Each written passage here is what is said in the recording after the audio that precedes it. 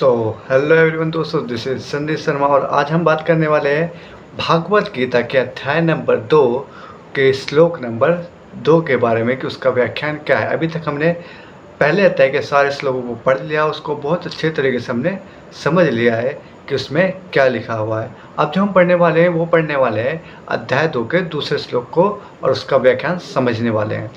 तो आज देर ना करते हुए हम समझने वाले हैं अध्याय 2 का श्लोक का व्याख्यान। तो चलिए स्टार्ट करते हैं।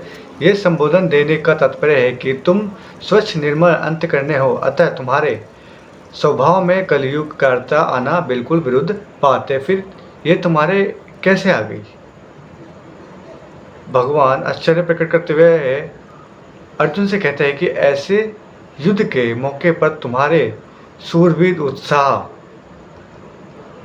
आना चाहिए था। इस मौके पर तुम्हारे यह कायरता कहाँ से आ गई? आश्चर्य दो तरह से होता है, अपने ना अनजाने ना जानने के कारण, और दूसरा चेतना के लिए। भगवान यह जो आश्चर्य पूर्व बोलना है वह केवल अर्जुन के चेतना के लिए ही है।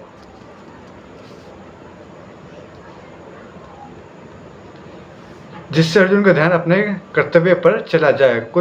कहने का तात्पर्य यह है कि मूल में यह कायरता रूपी दोष तुम्हारे में नहीं है। यह तो आगंतुक दोष है, तो सदा रहने वाला नहीं है। कहने का तात्पर्य है कि यह कायरता केवल तुम्हारे भावों में है और वचनों में ही नहीं है, किंतु तुम्हारे क्रिया में भी यह तुम्हारे इच्छा तरह छा गई है, जिसके कारण तुम धनुष बाण छोड़कर रथ के मध्य भाग में बैठ गए हो।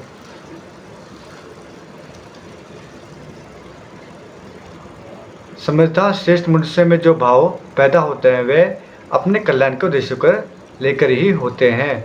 इसलिए श्लोक के उत्तरार्ध में भगवान सबसे पहले उपयुक्त पद देकर कहते हैं कि तुम्हारे जो कायरता आई है उस कायरता को श्रेष्ठ पुरुष स्वीकार नहीं करते, कारण कायरता का आना अनिवार्य स्वार्थ ही उचित है कि तुम्हारी इस कायरता में अपने कल्याण की बात बिल्कुल नहीं है। कल्याण चाहने वाला श्रेष्ठ मनुष्य प्रवृत्ति और प्रवृत्ति दोनों में अपने कल्याण की उद्देश्य रखता है। उनमें अपने कर्तव्य के प्रति कायरता उत्पन्न नहीं होती। परिस्थिति के अनुसार तो उनको जो कर्तव्य प्राप्त होता है उसको वे कल्याण प्राप्ति के उद्देश्य से उत्साह और तत्पूर्वक संगोपांग करते हैं। वे तुम्हारे जैसे कायर होकर युद्ध से या अन्य किसी कर्तव्य क्रम से उपरत नहीं होते। अतः युद्ध रूप से तुम्हारे कर्तव्य क्रम से उपरत होना तुम्हारे लिए कल्याणकारी नहीं है।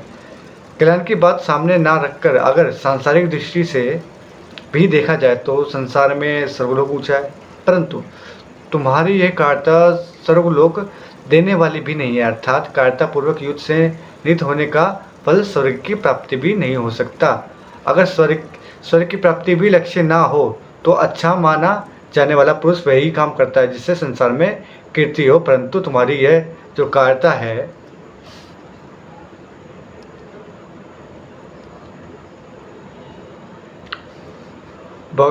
यह है इस लोक में कीर्ति देने वाली नहीं है, प्रत्युत आपकी कीर्ति देने वाली है। तुम्हारे में कायरता आना अस्वार्थ ही अनुचित है। और ऐसा क्रम देकर 3 प्रकार के मनुष्य बताते हैं।